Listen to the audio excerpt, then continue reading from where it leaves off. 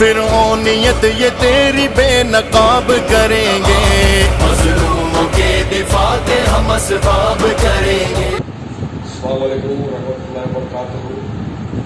हाज़रीन, आज आपके सामने आने की वजह ये रही कि कुछ 2-3 दिनों से एक वसीम रिजवी नाम का जो शख्स है, जो निहायत ही बदतमीज पागल बेवकूफ़ किस्म का इंसान है, उसने कुछ कहा है, अर्जी डाली है। उन्होंने ये कहा है कि हमारे कुरान शरीफ में 26 आयत है, उनको रिपीट करना चाहिए। तो मैं ये कहूँगा कि सबसे पहले तो हम उनके इस बयान का समझ करते हैं, कंडेम करते हैं पूरी तरह से।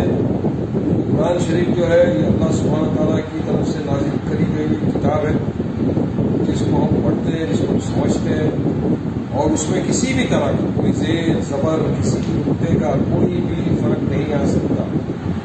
ये 1400 साल से ज़्यादा से वर्षों से चली आ रही किताब है, और इस तरह का बयान देकर इन्होंने तमाम देशवासियों का ही नहीं, पूरी दुनिया भर के लोगों का दिल दुखाया है, ठेस पहुंचाई है, और एक बहुत ही गलत मैसेज इन्होंने दिया है। तो मैं तो ये कहूँगा कि सबसे पहले वसीम रिजवी को अपने दिमाग का इलाज कराना चाहिए। वो मानसिक संतुलन खो बैठे हैं।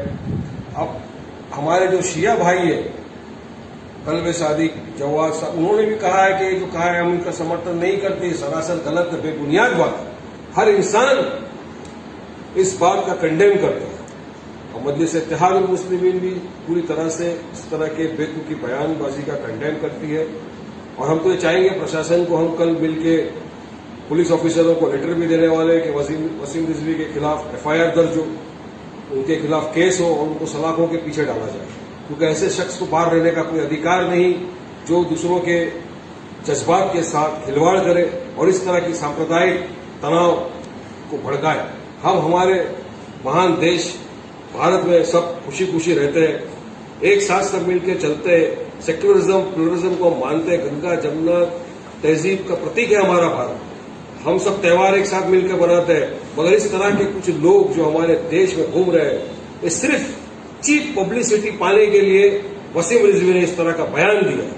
तो मैं चाहूंगा सरकार, प्रशासन इस बयान की कंडेम करे, इस बयान की पूरी तरह से तहकीकात करे, और वसीम रिजवी के खिलाफ FIR दर्ज करके उसको सलाखों के पीछे डाले। मजलिस इत्तेहादुल मुस्लिमीन पूरी तरह से इस बयान का कंडेम करती है, और हम चाहेंगे लोगों से कि आप वायलेंट एक्ट न करें। वायलेंस इसका कोई भी सुझाव नहीं है।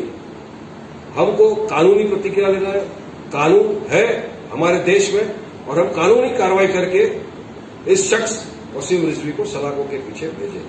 तो मेरी आप तमाम से अदब गुजारिश है, रिक्वेस्ट है कि आप वायलेंट एक्ट न करें, कानून पे, प्रशासन पे भरोसा रखें। हाँ, मगर बिल्कुल हम वसीम रिजवी के खिलाफ सख्त कार्रवाई करने की मांग करते हैं और उसको जेल जाना चाहिए। शुक्रिया।